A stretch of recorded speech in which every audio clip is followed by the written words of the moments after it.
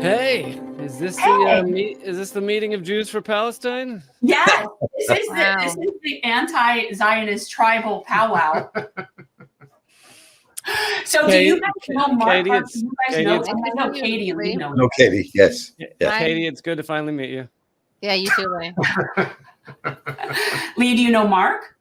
I do not know Marc. It is good to meet you. Good to meet you too. So you've been doing this for a long time, Marc. Obviously, I caught your show because I subscribe to Real News Network, and I caught it. But it goes pretty far back. The episodes go pretty far back. Would you talk about what inspired you to start? Because it's called Not in Our Name, and it's a regular series that you do on the Real News Network. Which, by the way, I recommend people check that out. It's really good. So, what inspired you to start that series? Well, I go way back too. So it goes back to after the war in '67. I'll make this quick, but after the war in '67. Which I actually volunteered to fight in, but didn't end up fighting in. I began to meet a lot of left-wing Israelis and Palestinians over the next 6 months after that. And it began to really maybe start rethinking what I had thought, having been, when I was younger, a member of Habonim and also a member of Hashom HaChatzer. I was, this kind of turned me around. So for that shifted my thinking and my activity and my work. And so for the next bunch of decades, I really became involved in anti-Zionist work. And now this may be a little contradictory to what we're talking about tonight, but I've come to a point philosophically to be a non-Zionist. Because I think it's a very complex subject and not so simplistic. And and I've been in touch with folks now, what's happening in Israel Palestine. My family happens to live on Mifal Sim and Kisufim, which were two of the kibbutzim that were attacked by Hamas. They're my relatives from South America who ended up emigrating to Israel, all from the same family out of Poland. So it is a very complex subject. I mean, not complex enough that the occupation has to be ended. The right-wing Israeli government has to stop. All that is true, but I think that there's a complexity sometimes that we have to wrestle with that gets lost in the midst of our anger and passion. Yeah. Lee, where are you on this? I'm not sure, I know that you're tribe, but it's not like I think of that very often, whereas Katie covers this a lot. And I know Marc from his particular show on this. So, I know that you obviously stand in solidarity with Palestinians, but yes. Where are you, Lee, on this? Well, I'm just a big Netanyahu fan, just all the way. Jen, I think the only time we've met in person was several years ago, where a room full of us were trying to convince you to change your views on Israel. Oh, really?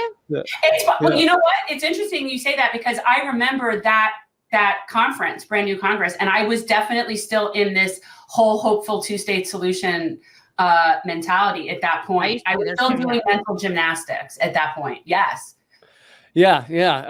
No, but so I have done many segments on this through Redacted Tonight and stuff like that, but it's definitely not my go-to topic. I'm not just always on about Israel. I am right now. I've done 3 weeks straight on it, but yeah, it's I've been for ending the apartheid state for years and years now, and I've been covering it more and more recently. I felt like I've understood all the intricacies more in the past, probably 3-4 years, and things like that. I think even for years being against the apartheid system, I don't think I had really come to terms with the sheer amount of the war crimes and that truly willing to just bomb children endlessly. And so that is sitting deeper with me the past several years, I think. Yeah. Do you guys notice that maybe this last incident, I know that our mainstream media is treating this like all of this started on October 7th, and we have no idea where that came from. And obviously we know that's not true, but Do you guys feel any different? I kind of feel like something has shifted here, at least around me, where at least that it seems to me that there's a lot more people speaking up for Palestinians. Not necessarily enough Jews in my vicinity, but a lot more where it's like, I feel like it's even like 50-50. And so like, I feel like I'm noticing that this recent series of terror might have shifted something in some way. Do you guys see that at all? I think that there's been a change, but I also think that this is a harder thing, like, because this included a violent attack that was perpetuated by Hamas, as opposed to just seeing Palestinians being physically attacked. I think it's been harder, kind of understandably, it's been harder for people to stay in solidarity. Now, you have to keep your solidarity because Hamas is not Palestinians. And if you care about Israelis and Jews, I mean, as Gideon Levy, the Israeli journalist who very strongly condemned what Hamas did, but he said you can't like have 2 million people living in an open air concentration camp and not expect to pay a price. That was like his Haaretz op-ed title.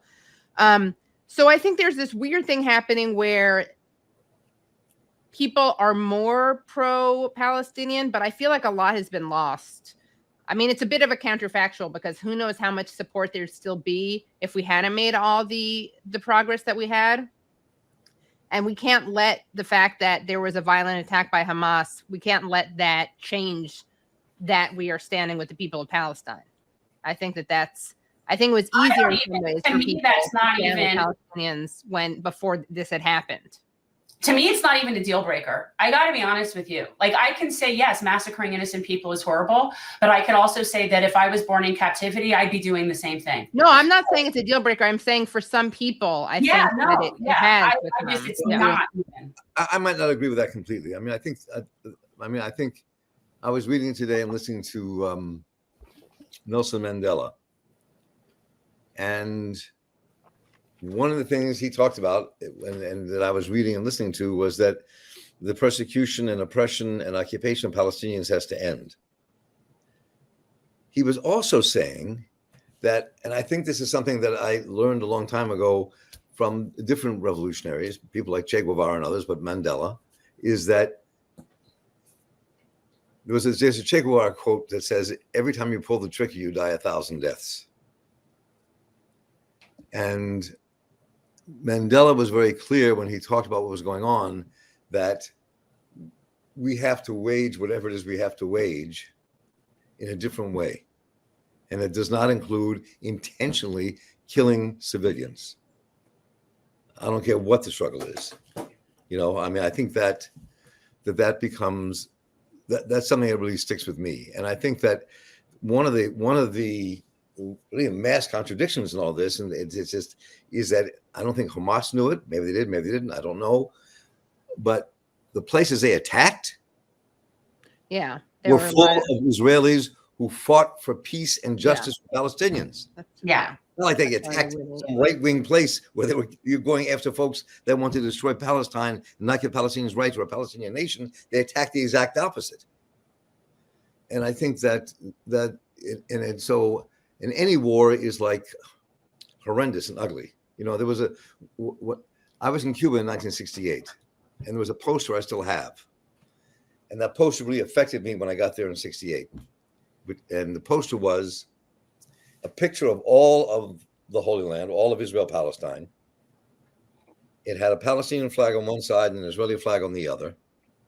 And across it said, one state, two peoples, three faiths. Now, that might be pie in the sky, but some form of that has to be kind of pushed for to end this madness. I mean, the Jews who emigrated to Israel are not going anywhere. The Palestinians live there, that's their home. Some accommodation has to happen, just like the accommodation that happened in South Africa. The Boers didn't leave, the English didn't leave, they became South Africans. So we have to think about what it is we have to do to create a world for everybody who lives in that place. And when I talk to my family and my friends who are in the Zionist world, and they talk about all the people who were killed and the children who were killed, and it's horrendous. I mean, absolutely horrendous. What I say to them is, when you look at those pictures of young Israeli kids who were killed, why aren't the pictures of all the thousands of Palestinian children next to them that were also killed? The ones who are, and also the ones who, I mean, our government is helping kill. Yes. Right. So, I mean, it's I'm sorry, I'll stop. Go ahead. No. Let's take it. Well, I was just going to say, and whenever they show the photos of the hostages, let's remember that Hamas has 200 hostages and Israel has 10,000. They had 5,000 Palestinians in prison. I'm not counting the Gaza as an open air prison at the moment, but they had 5,000 in prison for nothing charges, basically. And they've doubled that since October 7th. So they've grabbed another 5,000 Palestinians. So really they have 10,000 hostages and Hamas has 200. Ali Abu Nima actually said, I had, just really quickly, Ali Abu Nima, I had him on my show the other night, and he actually said they're not hostages because they're not asking for a ransom. They're prisoners or captives. Anyway, they're political prisoners. Yeah. And they get randomly picked up. They get randomly harassed and picked up in the West Bank all the time. It's not like this. That's not new. They've been acquiring Palestinian bodies in prison there for a long time. Thanks for watching. If you want to support our mission to transform politics into service, please like this video, subscribe, follow us on social media, and consider joining our Patreon, where you'll get early access to our interviews as well as other exclusive content. Links are in the description. Peace out.